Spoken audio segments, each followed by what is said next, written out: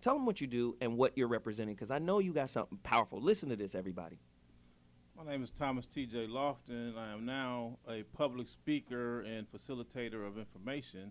So I do a lot of coaching. I teach people about business, everything. Now I made a bunch of DVDs on international business, how to pick a good location to put your business.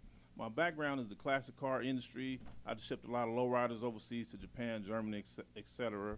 You know, I tapped into that market. So a lot that unknown wealth that most people don't know anything about, the STEM program, science, technology, engineering, you know, welding, auto body classes, things like that. So I teach people. I go to the schools, talk to the young people saying, hey, we got to start welding. You can make 6 figures, 8 figures doing that. People don't know that. We sleeping on that. But to get back to your conversation, I was the president of the Leimert Park Vendors. Uh-oh, here we go. Mr. Businessman, Guru, decided to go down to the park to think, let me go help my people. Let me go teach them business or something. I go up to Leimert Park and end up getting taught. Why is that? We got a high homeless population there.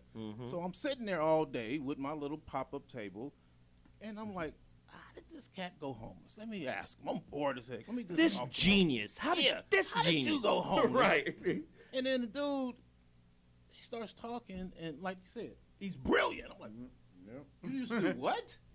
Wait, I'm a theoretical physicist. What are you doing here? Oh, well, you know, I used to work at Sony, and I was the director of whatever, 6+ figures a year, and all of a sudden I came home and my wife was cheating on me, and I divorced her and took her to court. You know, I had the big house up in Malibu and blah, blah, blah, and they gave her everything, and it wasn't my fault. People don't even talk about the divorce side of the game that'll lead you to homelessness. Yeah, so the brother said the court system said I got to give her this, give her the house, and I owe her my pension. So my way of getting back at her is I'm just going to go homeless. And she can't get anything because I have to sign off. And I'm sitting there like, wow. Whoa. I'm going to go live on the street. Yeah. Just so you don't get to eat off my shit. Because you can't, if I don't file for my unemployment or my retirement, you can't get it. There you go. If I can't get it, you ain't gonna get it. And I'm sitting there. That's classic Richard Pryor. You ain't told none of these jokes. You ain't made air record. You ain't getting none of this. Go ahead, bro. So it just became the hobby to, what happened to you? Well, what you doing here? You know, who can I help you get out of here? Who got an easy solution? It's like, well, my wife used to take care of me. I used to work for Marla Gibbs at the Vision Theater, and then all of a sudden, my wife died, my house fell apart, and then Marla died. I mean, Marla lost the vision and let it go, and I went homeless. I didn't know what to do. Wow. My wife been taking care of me for the last 35 years. Wow. You know, I make the money, but I gave it to her, and she paid the bills. And I'm like, I thought about that. I said, I don't even like ironing my clothes because they've been happening for me, so I can relate to this story. You know, it was just so much stuff that happens to them. Another brother, we call him James Brown. Why are you in the park dressing like Hollywood? And he said, I'm thinking he's crazy, running around here like that. Yeah, I was on American Idol and...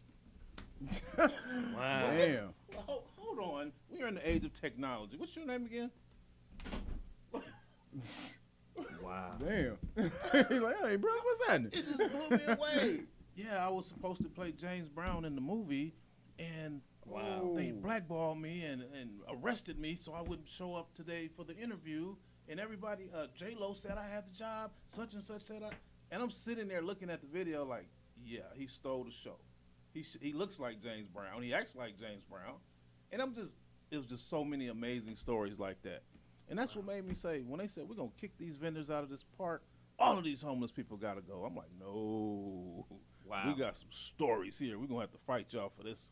We're going to have to keep them here and figure this out, get them out the right way. Wow. You see? It's real, dude. It can happen. It can happen to anybody.